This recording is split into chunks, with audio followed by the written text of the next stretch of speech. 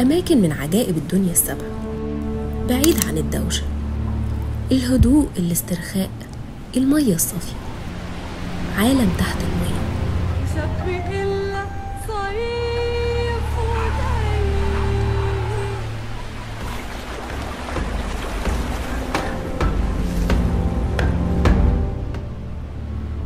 طبعا كلنا عارفين إن مصر فيها سياحة كتير وفيها أماكن كتير مشهورة عالميا، بس في أماكن في مصر المصريين ذات نفسهم ما يعرفوش عنها حاجة، ومن ضمنهم الشواطئ. مصر فيها شواطئ مصنفة عالميا من ضمن الأفضل في العالم، وفيها جزر كتير مننا ما يعرفش عنها حاجة، وأنا النهاردة قررت أروح أفضل الشواطئ اللي موجودة في مصر.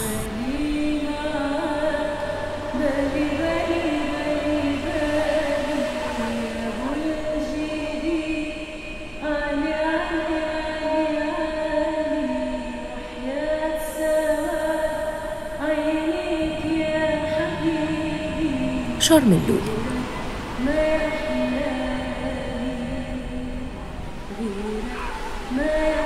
الشاطئ ده موجود في مرسى علم، مدينة بتبعد عن القاهرة ب700 كيلو متر، واحد من أجمل الشواطئ اللي موجودة في العالم.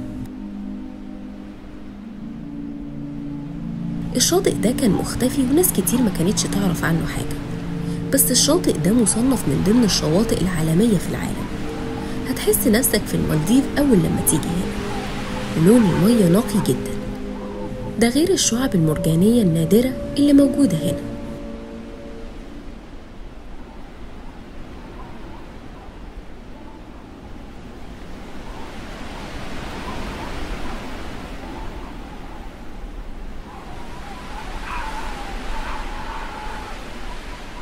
ومن مرسى علم طلعنا على مرسى مطروح علشان نشوف واحد من أحسن الأماكن في مصر.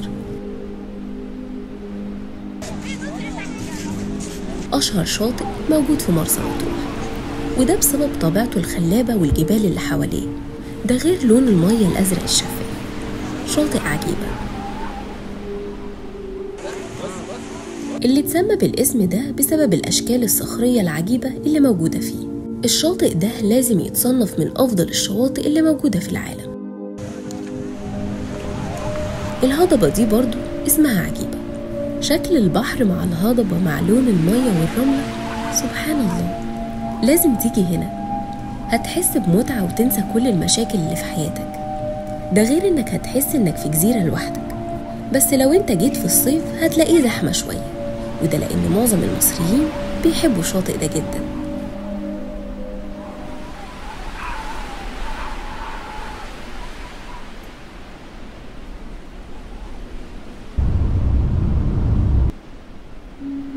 احنا دلوقتي في نويبع، جايين عشان نشوف واحد من أجمل الأماكن اللي موجودة على ساحل البحر الأحمر، شاطئ راس شيطان. موجود بالظبط في شمال نويبع. المكان هادي جدا ومعظمه كامبات سياحية، وأحب أقولك إن نويبع من الأماكن اللي ممكن تفصل فيها تماما عن أي حاجة في حياتك. راس شيطان بيعتبر واجهة للسياح في جنوب سيناء، ومن أجمل الأماكن فعلا اللي موجودة فيها. المكان هنا عبارة عن ساحل من أجمل السواحل على الكوكب، بيسموه شاطئ السحر. الحياة هنا بسيطة وهادية جدا، والشاطئ صخري بس الصخور صغيرة فما بتأذيش رجلك. الجبال وراك والبحر قدامك. المكان هادي خالص، محتاج ايه أكتر من كده؟ لازم تيجي المكان هنا. ولو حابب تقضي يوم أو 2 ممكن تأجر خوش، وده عبارة عن عشة بسيطة وفيها سرير بدائي ومروحة وفرش بسيط، والشاطئ على بعد أمتار منك، وكأنك انت والطبيعة وبس.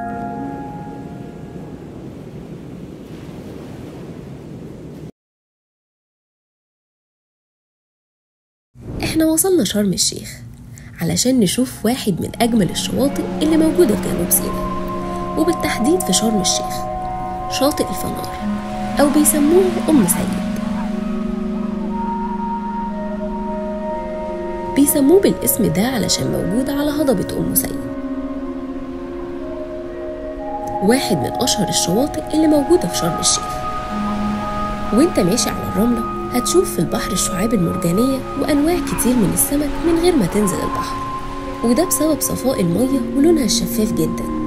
المكان حلو قوي هنا، من أكتر الأماكن اللي الغواصين بيحبوا ينزلوها، وموجود هنا أنواع أسماك نادرة جدا مش هتشوفها في أي شط تاني، والمكان هادي جدا.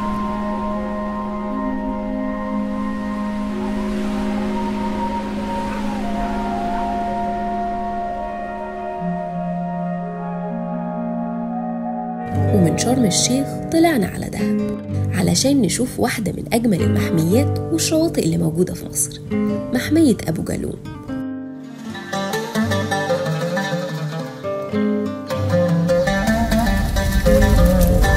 كلنا عارفين دهب وإن هي بلد السحر والجمال، دي حقيقة فعلا. الشط ده متسمي بالاسم ده بسبب نوع نبات نادر اسمه الجالوم، والنبات ده منتشر جدا هنا، بيستخدموه البدو كأعشاب علاجية للجروح. المكان جميل جدا، الجو هادي والمية صافية والجبال حواليك، بس مش هتعرف توصل للشط ده غير بالجمل أو إنك تمشي وسط الجبال، وبسبب إنها منعزلة وسط الجبال فده حافظ على الطبيعة بتاعت الشط والبحر.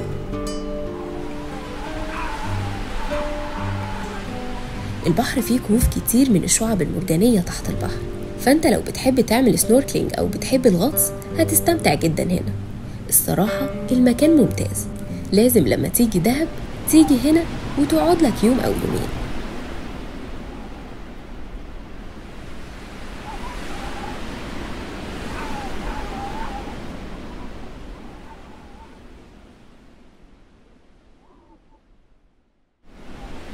احنا دلوقتي ما بين طابة ونويبع، جايين علشان نشوف جزيرة من أحسن الجزر اللي في مصر، خليج الفيورد أو شاطئ المضيق البحري. على بعد 10 كيلو من مدينة طابة، من أجمل أماكن الغطس في مصر. الغطاسين بيجوا من جميع أنحاء العالم علشان ينزلوا هنا. المكان ساحر جدا، ما تستغربش لو انت واقف على الشط ولقيت السمك تحت رجلك. المكان مفيش فيه ناس كتير، هتحس نفسك انك قاعد على جزيرة لوحدك، الجنة الأرضية، انت والبحر والجبال. هتحتاج ايه اكتر من كده؟ المكان ده مش مشهور، علشان كده مش هتلاقي ناس كتير هنا، وهتيجي تلاقي نفسك لوحدك وعارف تستمتع.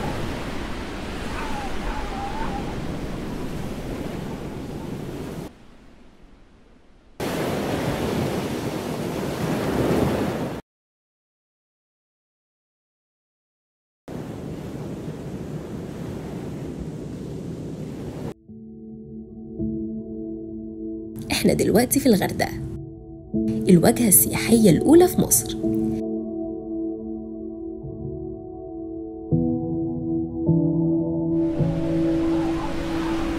جينا هنا علشان نشوف واحد من أجمل المناظر الطبيعية اللي موجودة في مصر، شاطئ شرم النجا أو شرم الناقة.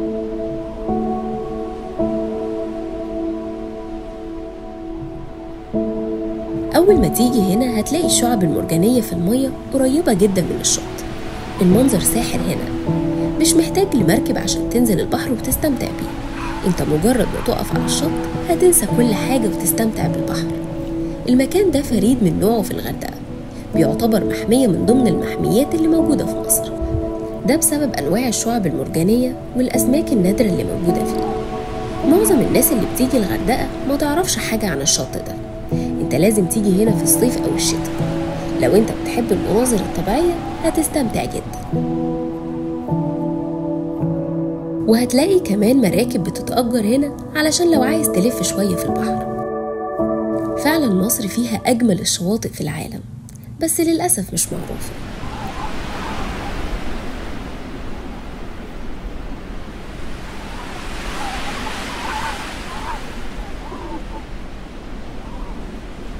احنا دلوقتي في الجونة، مدينة الأغنياء في مصر. الجونة فيها أحلى شواطئ في مصر، بس احنا جايين علشان نشوف شط واحد بس، وده من أهم شواطئ مدينة الجونة، شاطئ زيتونة.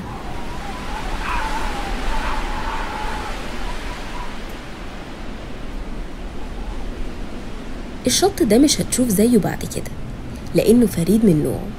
المكان هادي جدا، هتلاقي كل اللي حواليك بياخدوا تان وبيستمتعوا بالمنظر الجبار ده.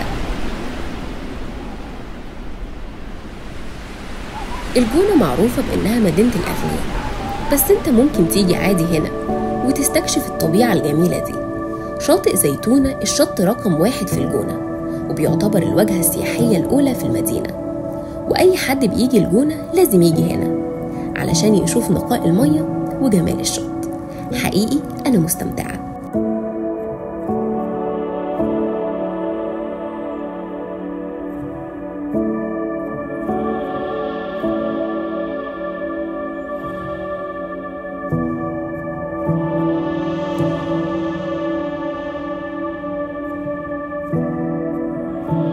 شاطئ أبو دباب موجود في مرسى علم.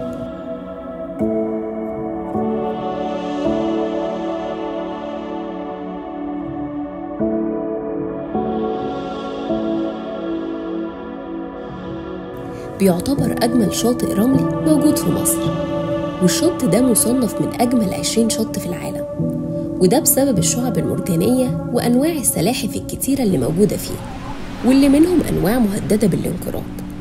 ولو بتحب الغطس هتشوف هنا حيوانات تحت المية كتيرة جدا، ده غير شكل الشعب المرجانية المختلفة عن أي شط اتكلمنا عليه.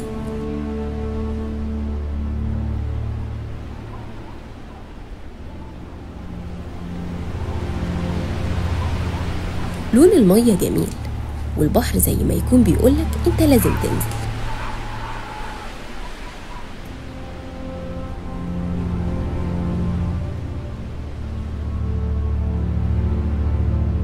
مرسى علم فيها شواطئ كتير مصنفة عالميا، وده أجمل واحد فيهم.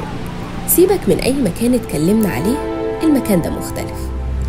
أنا ارتحت نفسيا أول ما شفت المنظر ده، وعلشان تتأكد في موقع إيطالي وصف المكان هنا بإنه من عجائب الدنيا السبعة من كتر جماله. كمان معظم اللي بيجوا هنا هم الألمان، وبيسموا الشط ده ببيت السلاحف البحرية، وده من كتر ما هو موجود فيه سلاحف تحت المية.